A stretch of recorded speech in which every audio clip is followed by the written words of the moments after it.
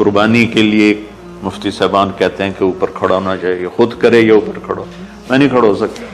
جانور جب تڑپتا ہے تو مجھے کچھ ہونے لگتا، تو میں بچوں کو بھیجتا ہوں جاؤ قربانی پہ کھڑے ہو، میں تو مرغی ذبح ہو رہی ہوں نا تو اس کو تڑپتے نہیں دیکھ سکتا۔ جیسے ابراہیم علیہ السلام کا تصور کر کے میری چیخیں نکل کہ انہوں نے جب ان کی کمر پہ گوڈا رکھا ہوگا یوں کر کے، ہاتھ باندھے پاؤں باندھے اور سر کے بال یوں اٹھا کے یہاں لائے ہوں گے سر کو، اور چھری یہاں رکھی ہوگی، تو کیا کیفیت؟ تو یوں آسمان کو دیکھ کر کہ یا اللہ کیا تم مجھ سے ناراض ہو گیا کہ میرے دل میں اسماعیل زیادہ اتر گیا ہے؟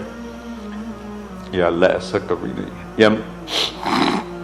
یا اللہ یا میرا کوئی امتحان تو لے رہا ہے، یا اللہ تیرے پر سب کچھ قربان ہے، اور یوں چلائی، اور اللہ تعالیٰ نے چھری کی کیا حیثیت ہے، اس نے چلنے سے انکار کر دیا، پھر چلائے، پھر چلائے۔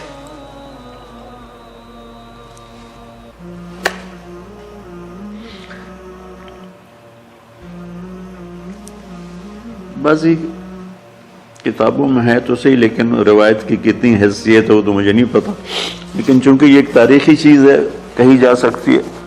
کہتے ہیں پھر گئے اور چھری کو تیز کیا پتھر پر، تیز کر کے جب آئن اور بال پکڑے، آسمان کے فرشتے 2 دفعہ روئے ہیں انسانی تاریخ میں، آسمان کے فرشتے 2 دفعہ روئے ہیں انسانی تاریخ میں۔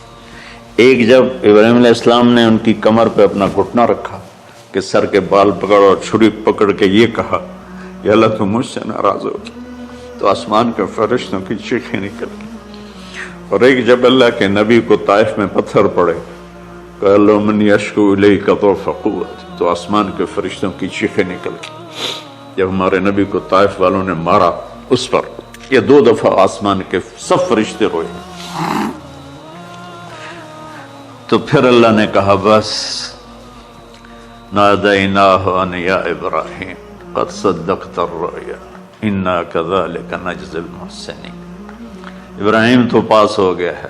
چھری چل گئی اور آنکھوں پر تو پٹی تھی، چھری چل گئی، پٹی کھولی تو سامنے کبش تھا، تنبا اور اسماعیل اور جبریل کھڑے ہوئے تھے۔ اس جانور کی قربانی ایک علامت ہے، اس قربانی سے ایک پیغام ہے کہ اپنے غلط جذبات کو اللہ پر قربان کرو۔ ہم سے اللہ نہیں کہہ رہا بچے قربان کرو، ہم سے کہہ رہا غلط جذبات قربان کرو۔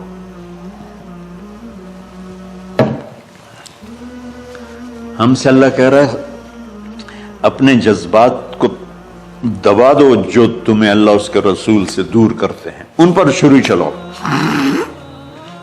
جو اللہ اس کا محبوب کہتا ہے ان کو کرنے کے لیے بھی اپنے جذبات پہ چھری چلاؤ۔ سچ بولنے کے لیے چھری چلانی ہے تو چلاؤ اپنے جذبوں پر۔ اب اس کو پھیلا دو۔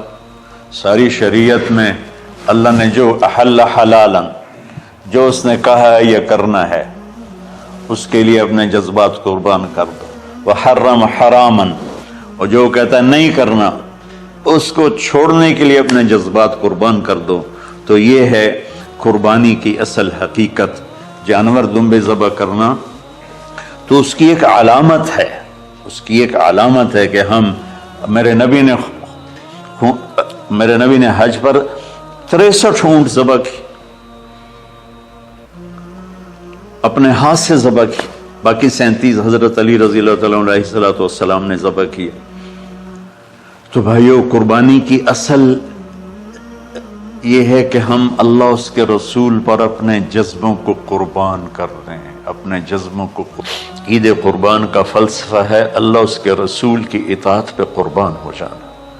عید قربان کا فلسفہ ہے اللہ اس کے رسول کی اطاعت میں اپنے جذبات پہ چھری چلا دینا۔